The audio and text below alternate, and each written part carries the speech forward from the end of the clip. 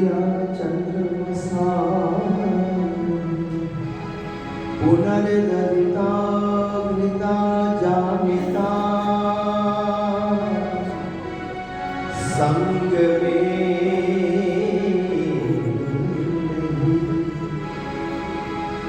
हो पवित्र हम सबके जीवन। हे प्रभु वरदान दो, रास्ता सही अपना सके, वेदों का सुंदर ज्ञान दो। हम में ना गुण हो कोई, सद्गुण सदा भगवान दो। हम काम सबके आ सके, शक्ति हमें भगवान दो। भक्ति हमें भगवान।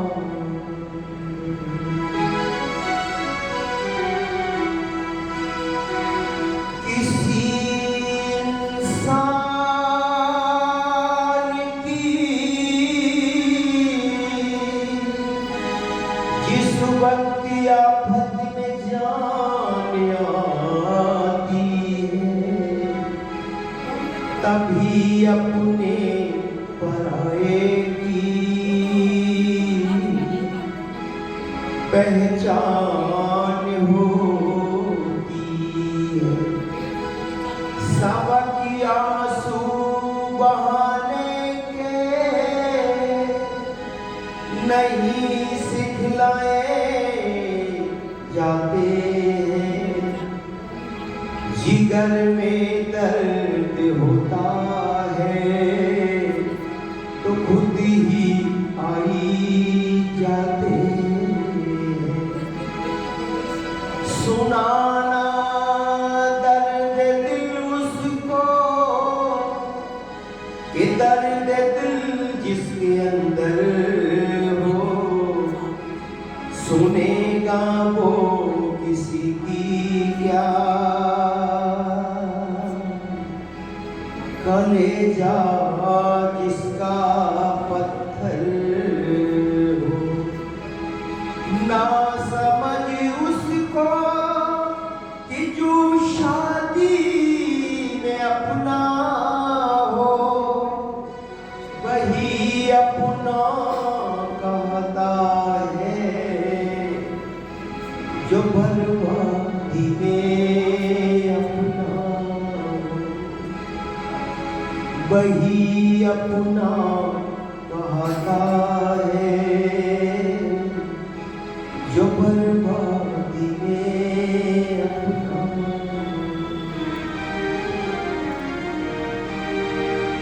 मानेवा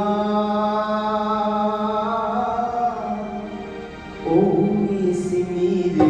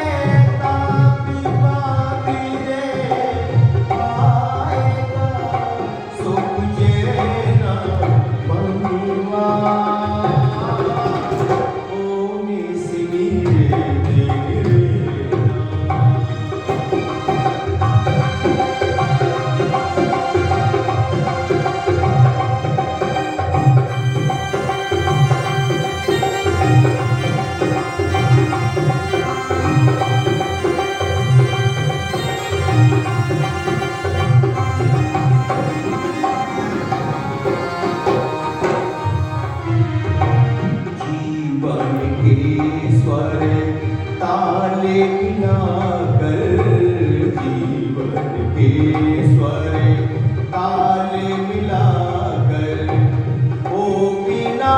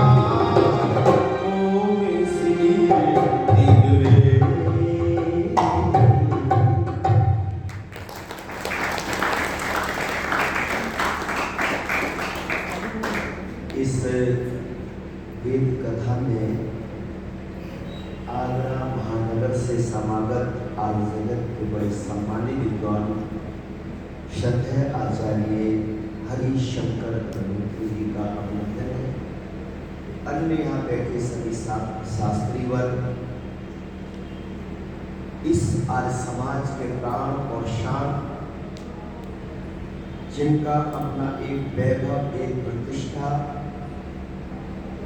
कलकत्ता जैसे महानगर के अंदर एक अपनी पहचान है। वो इस भारत की प्रथम राजधानी कलकत्ता ही बनी, उसके बाद दिल्ली बनी। मैंने वो 8 दिन में रहकर महसूस किया कि वहाँ आपका बहुत सम्मान है और आदर है, और दानी महानुभावों में भी आपका नाम वहाँ बहुत आगे श्रृंखला में लिखा हुआ है। अच्छे अच्छे लोग वहाँ के आपको रिस्पेक्ट करते, सम्मान और इज्जत देते हैं। ये गौरव उनका नहीं, इस आर्य समाज, मालटाउन और हिसार और हरियाणा का है। इस तरह के हमारे प्रतिभा के धनी वृद्ध पुरुष है प्रधान जी, बहुत आदर के योग पूज्य माता जी, मैं उनको नमन करता हूँ। इस समाज के बहुत आदर और सम्मान के योग अपनी प्रतिभाओं के धनी श्रद्धेय महामंत्री जी, संरक्षक महोदय और अन्य समस्त पदाधिकारीजन, कोषाध्यक्ष महोदय, भक्ति शक्ति श्रद्धामयी मां शक्ति, गुरुकुल के पढ़ने वाले छात्र और छात्राओं, आज छात्र हैं देखने नहीं है पर उनका भी अभिनंदन करना है।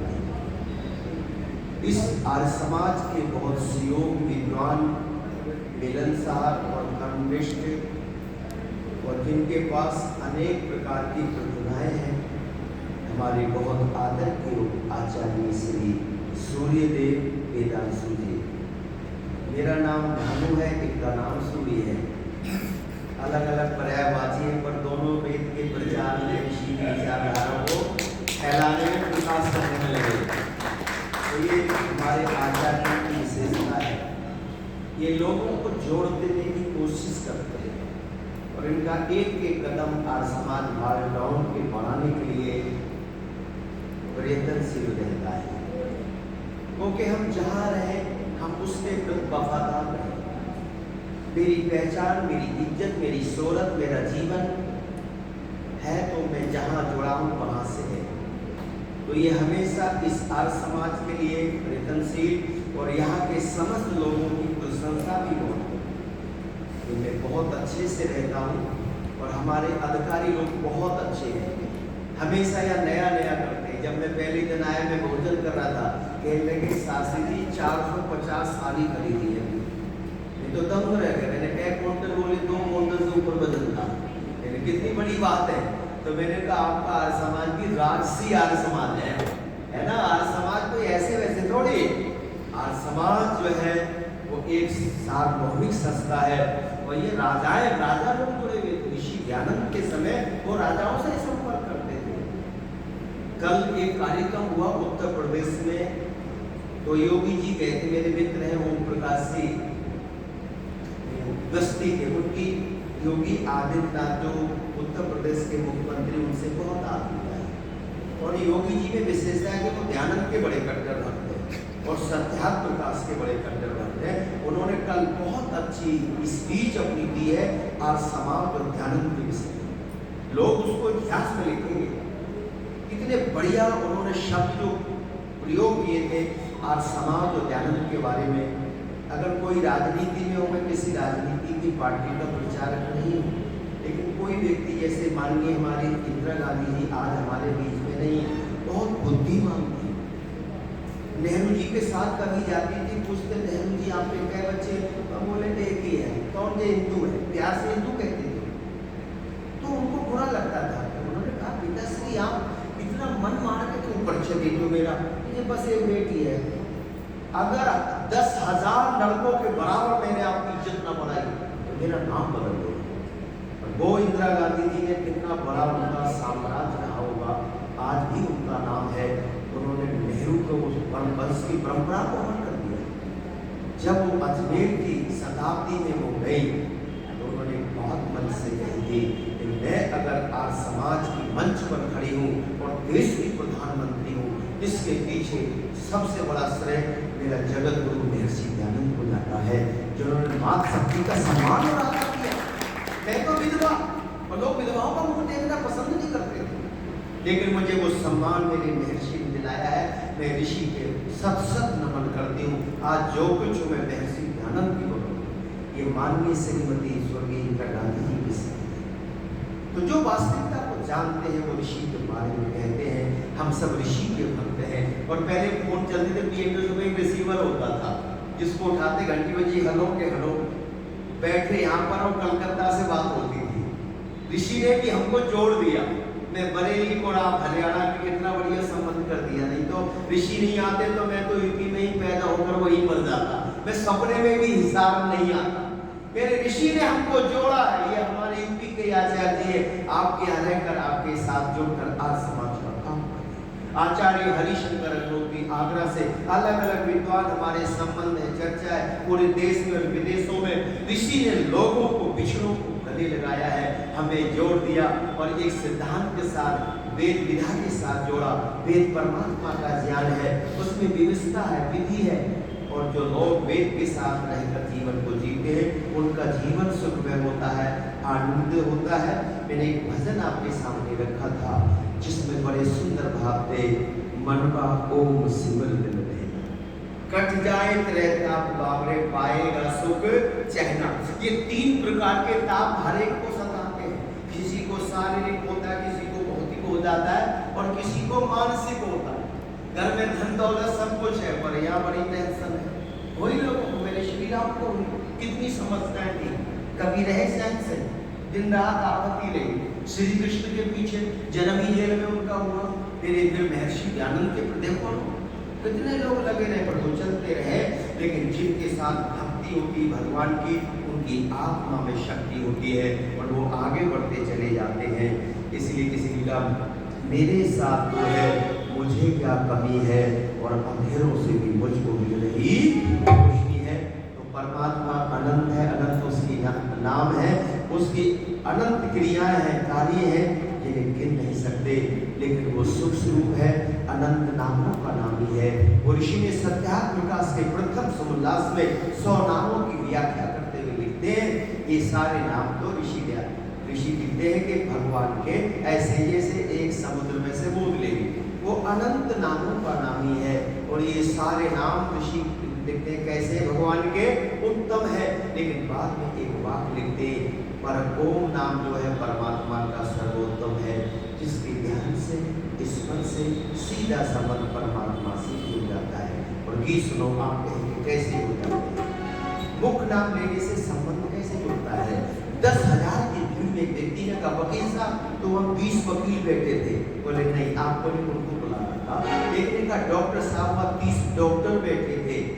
उसने उनका उपनाम लिया, गौरी नाम लिया, जो गुण था उसके आधार पर जो नाम रखा हुआ। लेकिन जब मुख नाम लिया और उन्होंने कहा शैलेंद्र कुमार जी, त्रिपाठी जी, वो कहता 10,000 में सर मैं पीछे यहाँ पर बैठा हूँ, अभी आपके पास मंच पर आ रहा हूँ। जैसे भीड़ में किसी का मुख नाम निज नाम लेने से वो व्यक्ति एकदम हमें उपलब्ध होता है और उससे हमारा संबंध होता है। इसी तरह मेरे महर्षि कहते हैं अनंत नाम परमात्मा के वो सब उत्तम है, पर ओम नाम सर्वोत्तम, उसका मुख नाम है, निज नाम है।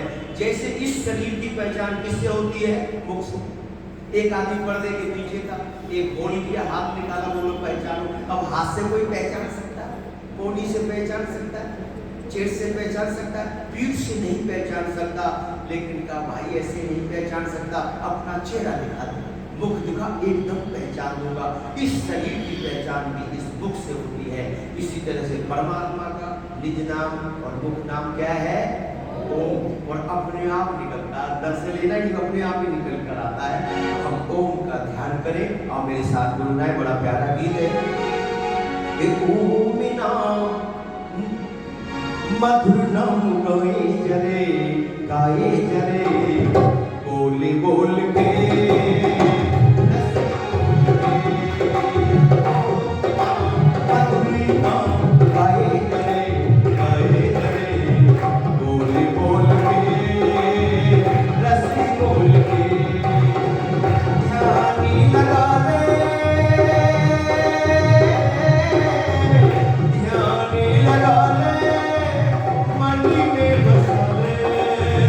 I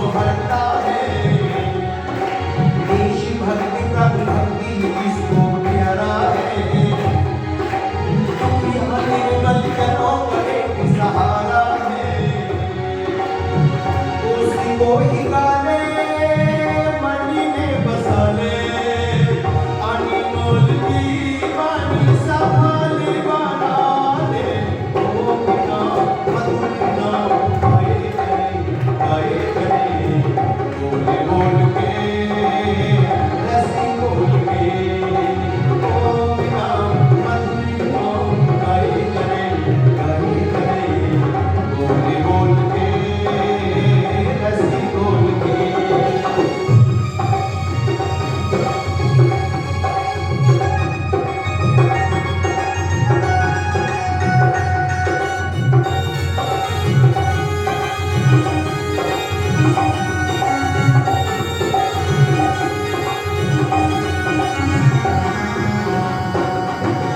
जिससे जगमग ज्योतिमान जगमंडल है, जो अनुपम आनंद निष्कपट निश्चल है, यथा योग कर्मों का देता जो फल है, निराकार निर्लीन निरंजन निर्मल है, उसको ही गाले मन में बसले अनिमोल की वाणी सफली बनाले।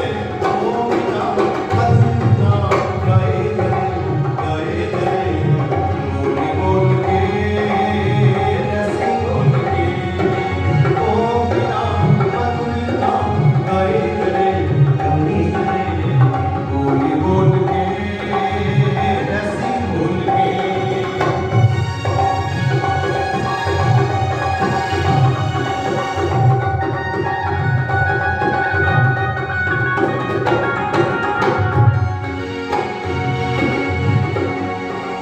इधर उधर दर बदर भटकता क्यों न रहे, कान मान में कर में व्यापक ईश्वर है।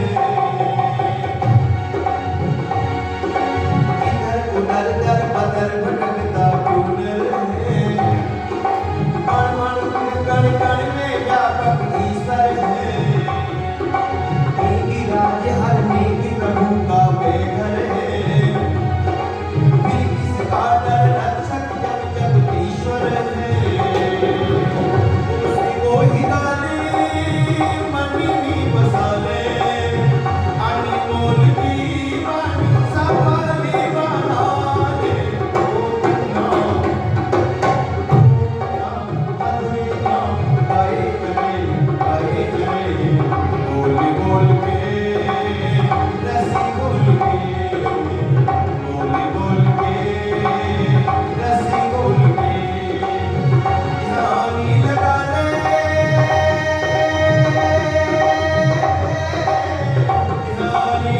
ले मन में बसा ले अनिमोल की वाणी सफली बना ले।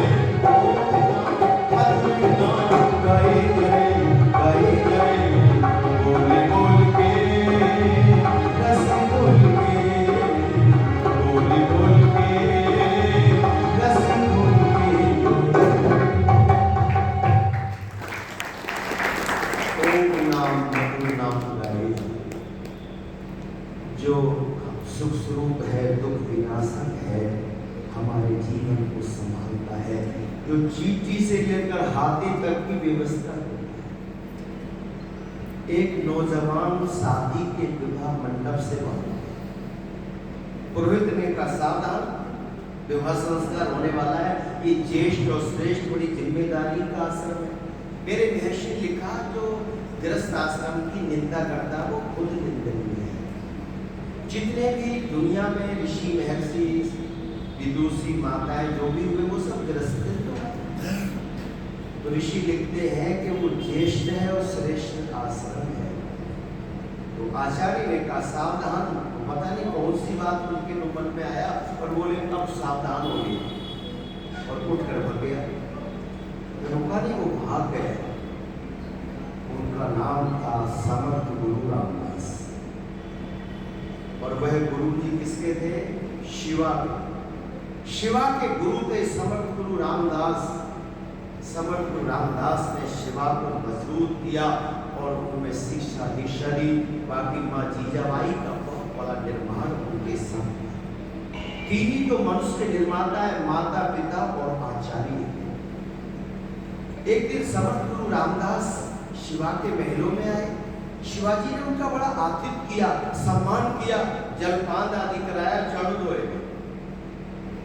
फिर बातचीत हुई, फिर गुरुजी ने कहा शिवा क्या क्या गतिविधियां आपके महलों में चल रही हैं। तो शिवा खड़े होकर कहते हैं गुरुजी कई हजार लोगों को जीवन दे रहा हूं, रोजी दे रहा हूं, रोटी दे रहा हूं, चलकर देखो।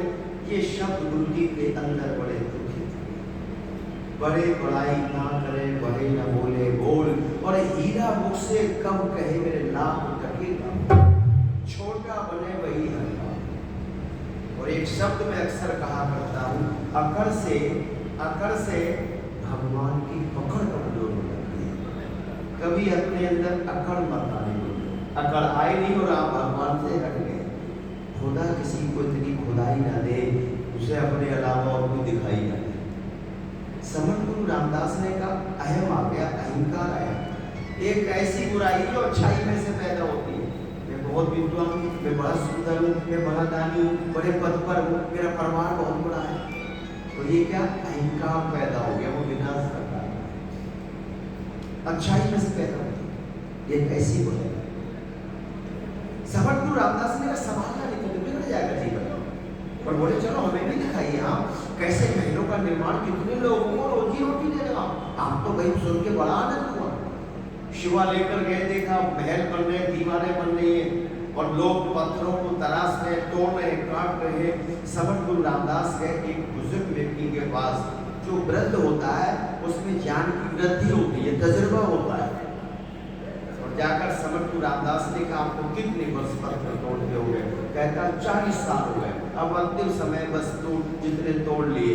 तो समर्थ गुरु रामदास ने कहा कुछ पत्थर ऐसे भी आपको मिले जिनमें कुछ रहते हो जीव जंतु। बोले 3 तो मैंने अभी निकाल के रखे और उनके अंदर जीव रहते हुए पाए जाएंगे, चाहे चींटियां हो चाहे और। तो हम एक तोड़ दूंगा। तो उसने उस पत्थर को रखा, जो हथौड़े दिए वो टूट गया, 2 उसके पीस हो गए। और देखा अंदर इसमें जगह है और चींटियां है, अनाज है, जल है, उनके बच्चे हैं और कुछ अंडे रखे हैं। बोला व्यवस्थित परिवार आराम से उस पत्थर के अंदर रह रहा है। कोई रास्ता तो था उसमें बना हुआ, पहुंच के अंदर कोई जगह थी। समर्थ गुरु रामदास ने शिवा को बुलाकर के कहा शिवा इधर आइए। शिवा भेद कर रहा व्यक्ति आए, बोले गुरुजी क्या आदेश? अरे इस पत्थर पे देखो जरा दृष्टि से, कुछ नजर आ रहा है। शिवा ने नजकर देखा और देखा, अरे कहा गुरुजी इनमें चींटियां, उनके बच्चे, अनाज है, जल भी रखा है।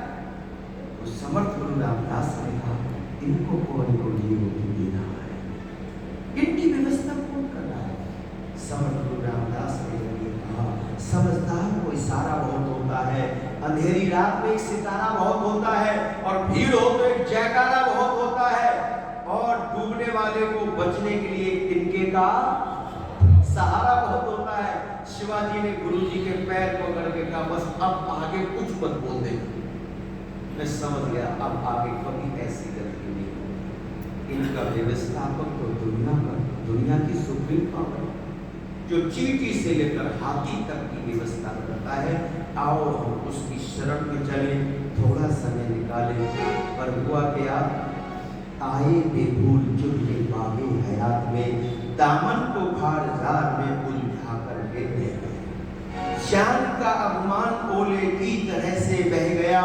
एक अनपढ़ व्यक्ति ये बात पते की कह गया, अरे हो गई है शाम तुझको ऐ पथिक इस बाग में, और खाना पाया आम तू बस पेड़ गिनता। इसलिए ना हर को भूलो ना जग को भूलो, जग माने संसार। और ये मन में सच्चा विश्वास रखना कि हम सब पैरोल पे जमानत पर छूटे हुए हैं। जिसकी जितने दिन की जमानत है उसको उतना ही रहना है, उसके बाद तो कोई बचा नहीं सकता, उसको जाना ही पड़ेगा। चाहे कितने भी यत्न कर लो। माइकल जैक्सन ने कितनी कोशिश की, अरे ऑक्सीजन रूम में रहता था, 18 डॉक्टर रखता था, भोजन टेस्ट होता था कब क्या, लेकिन रह पाया नहीं। तो इसलिए अवस्था में व्यवस्था बना लो और इस संसार में बसो। संसार बहुत सुंदर है क्योंकि इसका बनाने वाला बहुत सुंदर है। लेकिन हुआ क्या, इस दुनिया के चौराहे पर कितनों से मेले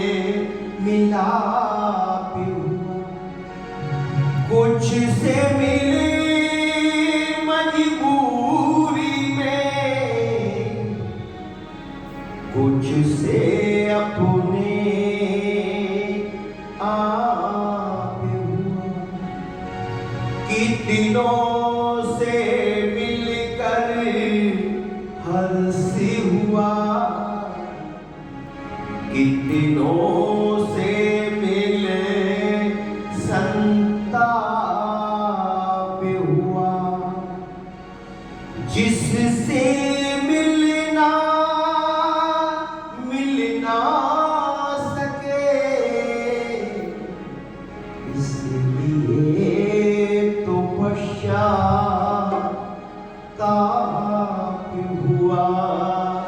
इन्हीं बहारों में, इन्हीं नजारों में गीत प्रभु के अभी तू गाए हो।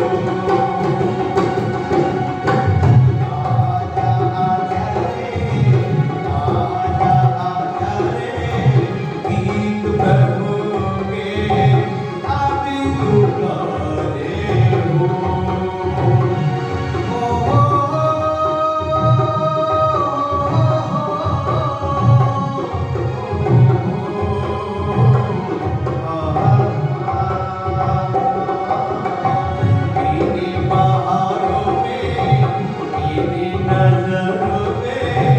गीत प्रभु के अभी तू गाए हो।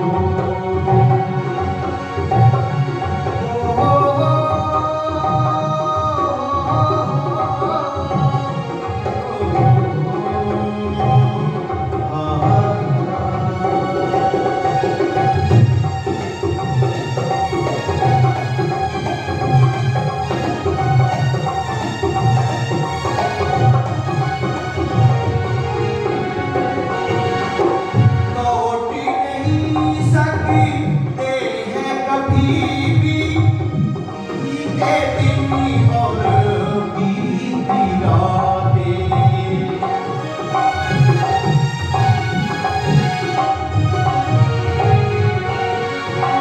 लौट नहीं सकते हैं कभी भी बीते दिन और बीती रातें। अकड़ी अकड़ी करी चलने वाले, अकड़ की सारी झूठी बातें। 4 दिनों का ये जीवन है, 4 दिनों का ये जीवन है, इस पे इतना माती इतना इन्हीं बहारों में, इन्हीं नजरों में गीत प्रभु के अभी तुम गाने हो।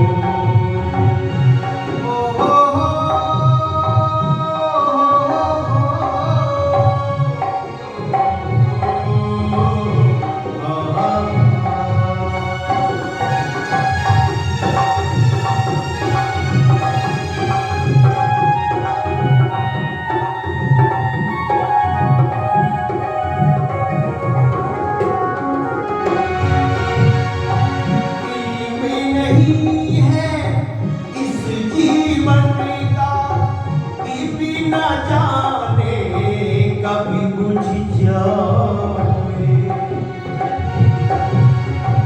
इल्म नहीं है इस जीवन का कि बिना जाने कभी बुझ जाए। श्वासी श्वासी परी मोती का पहरा, श्वासी न जाने कभी रुक जाए। श्वासी श्वासी परी मोती का पहरा, श्वासी न जाने कभी रुक जाए। मेरे बेटों जी को होश न आए, मेरे बेटों जी को होश न आए। क्यों बैठा तो पाँव पसारे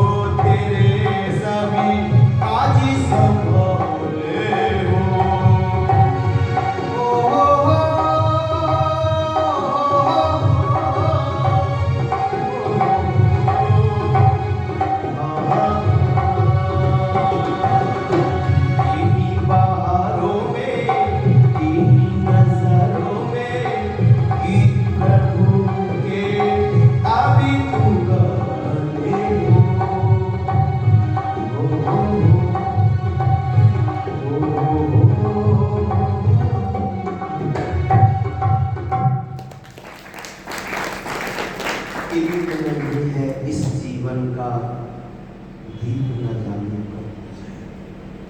ये लाने जब मैं बोलता हूँ तो मुझे एक आंखों पीड़ा जरूर होती है और मेरी आंखों में आंसू आ जाते। अभी भी मेरी आंखों में आंसू है और मैंने बहुत रोका वो भरने लगे। मेरा एक भाई 30 साल का था और रात को बहुत अच्छे से बात करके सोया, लेकिन सुबह उसके जीवन में बात नहीं। वो गांव में था, मैं बरेली में था। रात्रि में फोन आया मेरे पास, उसमें 11:15 बज गए। पड़ोसी एक मुसलमान भाई है, उन्होंने कहा शास्त्री आपके भाई की तबीयत बड़ी खराब है।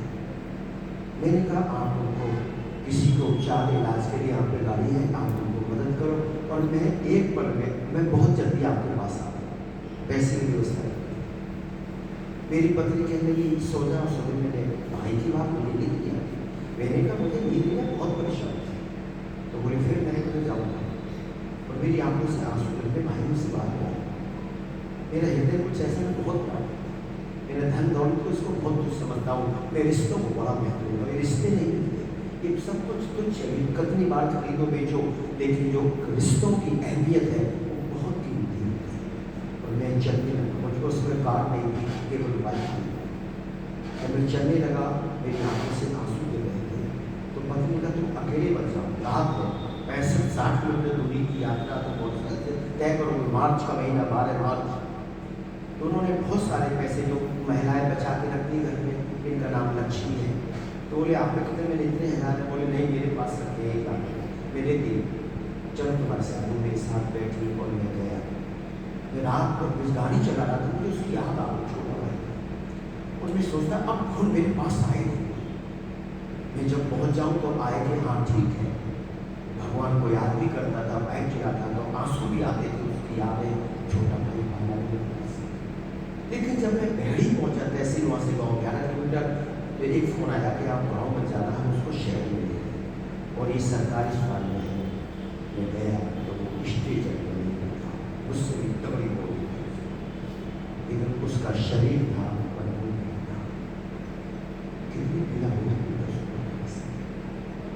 इसलिए जो समय मिला है उसमें अच्छा व्यवहार कर लो, कुछ अच्छे काम कर लो, कल पे बचो। कल करे सो आज कर, आज करे सो आओ, घर में पढ़ ले होगी भूल करो। लेकिन कुछ लोगों ने कहा आज करे सो कल कर, कल करे सो परसों, अभी से करके क्या करना है, जीना है कई परसों, कुछ नहीं करना। इल्म नहीं है इस जीवन का, दीप न जाने कब बुझ जाए। श्वास श्वास पर मौत का पहरा, श्वास न जाने कब। जीवन क्या है, मृत्यु क्या है, इन श्वासों का आना जाना ही जीवन है और रुक जाना ही मृत्यु। इसलिए जो समय है उसमें कुछ कर लो। एक निवेदन करना चाहता हूँ कि 2 घड़ी परमात्मा को सर झुका कर देख ले, दीन बंधु की शरण एक बार आकर देख ले।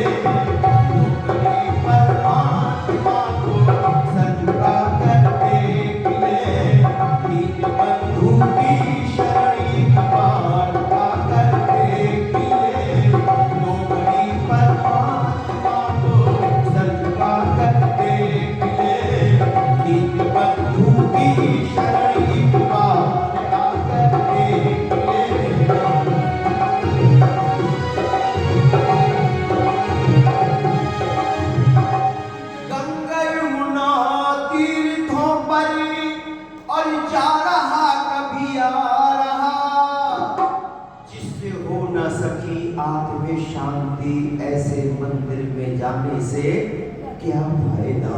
और एक भी दोष मन का ना धोया गया, बोलो गंगा में नहाने से क्या कि गंगा यमुना तीर्थों पर और जा रहा कभी आ रहा, और मन के मंदिर में भी एक दीपक जला कर देख ले।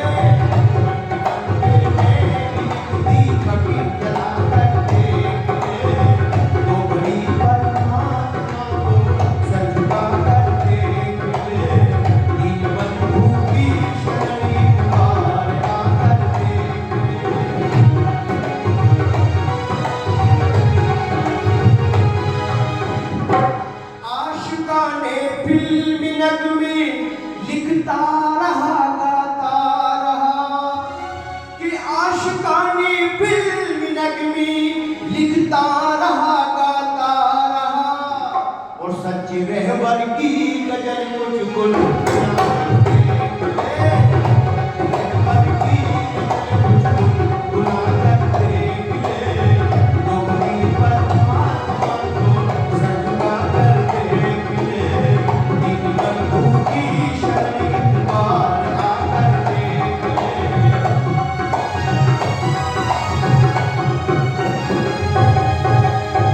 माँ की गोदी में सुरक्षित बच्चा रहे न्यू बैठ कर, और तू भी तो उस गोद में आसन लगा कर देख ले, तू भी तो उस गोद में आसन लगा कर देख ले, तो बड़ी परमात्मा को सजदा कर देख ले, इन बंधु की शरण द्वार आकर देख ले।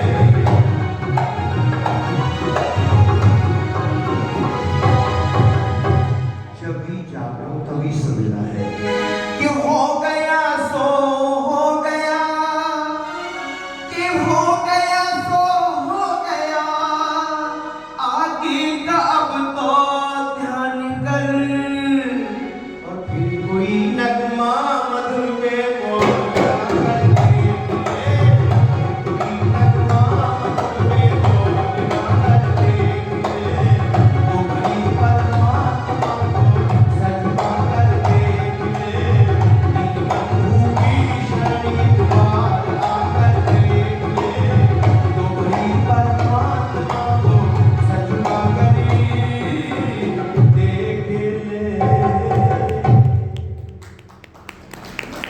सभी का बहुत बहुत